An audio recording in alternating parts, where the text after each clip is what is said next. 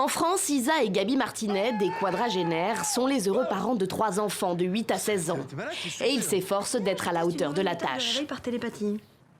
Au Gabon, même combat pour Edith et Magloire Koumba, un couple de la classe moyenne, qui se débat lui aussi au quotidien avec sa progéniture. Moto.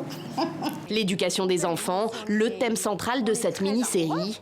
Chez les Koumba, la mère plus moderne a étudié en France et s'oppose souvent à son mari plus traditionnel.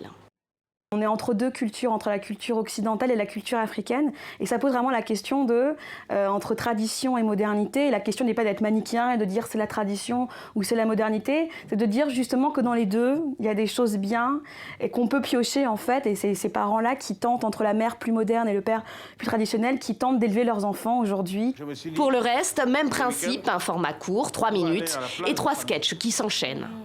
Au niveau du rythme, il sera peut-être un peu plus différent parce que c'est vrai que dans la version française, ça balance, ça répond tac, du tac au tac, et donc il y a vraiment une ligne très saccadée.